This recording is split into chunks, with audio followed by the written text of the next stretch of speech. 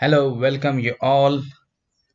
Now we are going to start with the paper number 5.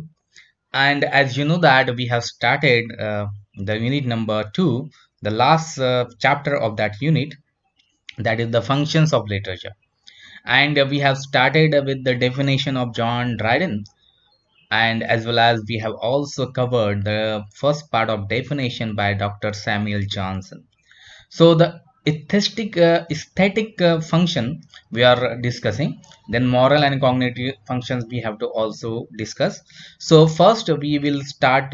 We have started with the aesthetic function of literature, and we are going to continue it. So you know that the critics have been discussing from very early times about the functions of literature.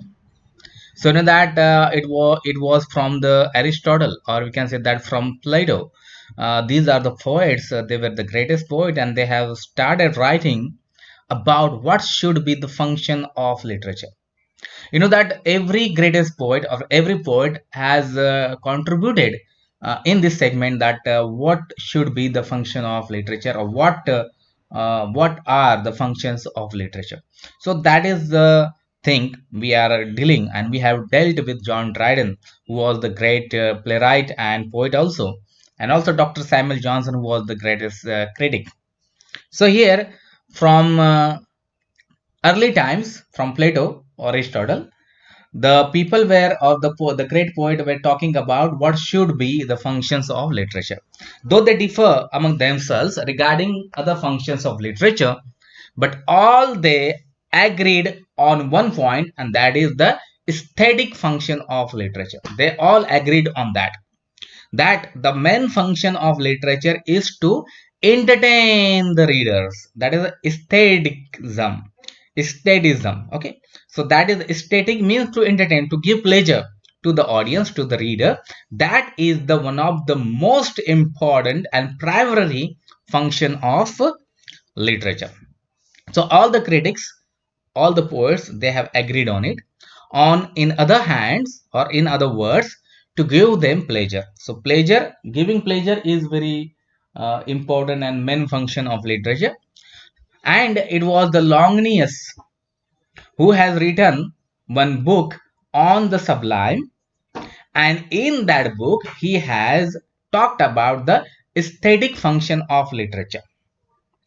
And he was born in Roman Empire, Italy, uh, before the BC, 2000 BC, or during the 100 BC. And he was among the original Augustan age, or original Augustan age poets. Okay, he belonged to the Homer's age. Sorry, Homer, not Homer. He belonged to the Horace age. Okay, so Longinus, he has written one book that on the sublime, and he was the first critic to lay down his thesis that loftiness or sublimity in literature has its end ecstasy. Ecstasy, that is the huge pleasure, great pleasure, transformed, lifting out of oneself. Okay, lift him out, lifting, carried, उचलून घेणं, एखाद्याला एका ठिकाणी उचलून वरती घेऊन जाणं, means आनंदाच्या त्या सर्वोच्च क्षणाकडे घेऊन जाणं, किंवा आनंदामध्ये उचलून घेऊन जाणं, हलकं फुलकं करणं. That is the giving pleasure. So that is the most important function touched by Longinus in his book on the sublime. Okay, so that is lifting out of oneself. So the value of work of literature can be assessed, according to Longinus, by introspection on the part of the reader or hearer. If he is carried away, transported, moved to ecstasy by the grandeur and passion of the work, then the work is good. How one can find this work is good and that work is bad? How he can do that? So the value of work depends on how the literature we are assessing. Okay, so how we are going to assess it? We can assess it by introspection on the part of reader or hearer. So we should ask to the reader whether what you like it in it, and how much you like it and why you are not liking it. So reader will response. Okay, we can see that reader response theory is also there.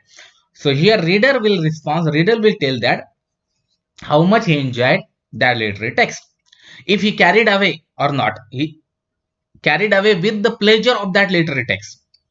जेव्हा तुम्ही cinema बघता किंवा एखादी कथा वाचत असता त्यावेळेस तुम्ही स्वतःला हरवून जाता आणि पूर्णपणे त्या कथेमध्ये मिक्स होऊन जाता. You totally forget yourself and you involved in the story of that movie or that novel or that drama. So that is the carried away and transported.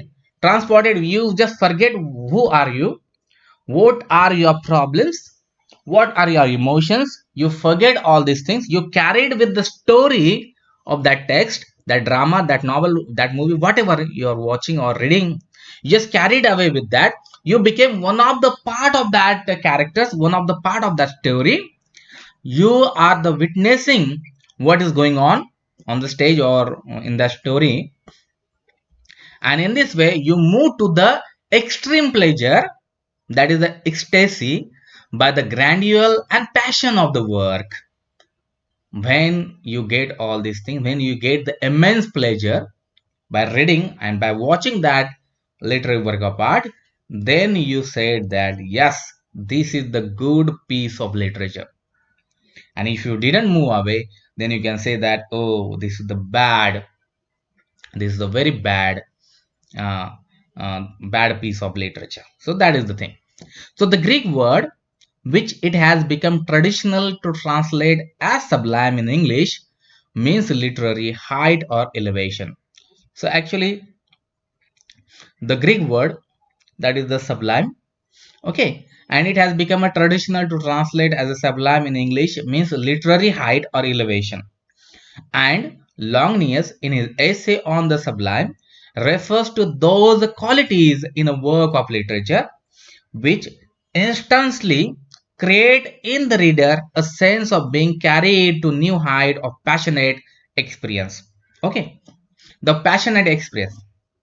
A good literary work of art carried himself with the reader, carried readers with it, and reach it at the top of the excellence, at the top of the excellence of pleasure. By reading that, by watching that, the person forget himself. Okay, we can say that a disbelief of association is also St. Coleridge has put his theory that you know that what you are reading or what you are watching, it is false, it is just acting or it is just imagination. But even though this association also disbelief, you are disbelieving it, but even though you are believing that it is true. So that is the thing. And this happen only the literary work of art is good, the piece of literary work art is good, then and then only it happens, otherwise it not happen, according to Longinus. Okay, so sublimity is the greatest of all literary virtues. Sublimity is the greatest because the giving pleasure, moving reader to itself. Okay, that is the greatest thing of literary virtues, that is one of the greatest virtues of literature, the one which makes a work, whatever its minor defects, truly impressive. And when the great literary work of art comes, even though they have a minor problems, minor defects are there, but because of the sublimity, the literary work of art can able to move with it readers, watcher or viewer, and provide them excellent experiences of life. And in this way, in order to do that, they give them immense pleasure, the height of pleasure of that literary work of art. So that is important function according to Longinus. Okay, the ultimate function of literature and its ultimate justification is to be sublime and to have on its reader the effect of ecstasy or transformed transport that sublimity has. Okay, so the sublime effects of literature for Longinus is attained not by argument but by revelation. Okay, if someone is putting argument, so one cannot get that height of sublimity or that height of moving with that if somebody is just arguing. But revelation is there, relievation is there. One should relieve, the character or the author should relieve that immense experience, so it can produce the greatest pleasure to the reader. It only happens to the reliever or elimination. If you are eliminating, that is the only thing that can produce that kind of thing. So its appeals is not through the reason, but what we should call imagination. So if the writer has used the greater imagination, okay, the reason is nothing to do with it. It is imagination which can produce the great literature, and that great literature gives the great experience to the watcher or viewer or reader, and then they can get the immense pleasure. So that is the very simple thing uh, through the sublime Lognius wanted to tell us. So its effects upon the mind is immediate, because after watching that, after reading that, you get the immediate effect on your minds, like a flash of lighting upon the eye, like a flash of lighting. So with the speed of lighting, or with the speed of light, you get that effect and you just started enjoying that literary work of art. So hey guys, I hope that we have completed our 10 minutes. So if you have any kind of problem regarding these okay, I have talked about the um, John Dryden's definition, and I have explained you how the function of literature is to give pleasure, that is the aesthetic function. Then I have also touched with Dr. Samuel Johnson's definition, that how pleasure is important function of literature, and then now again Longinius concept of sublime. I hope that I have made it clear. If you have again any problem, so you can write down in comment section, or you can directly WhatsApp me. I'm there to solve your problem. So thank you for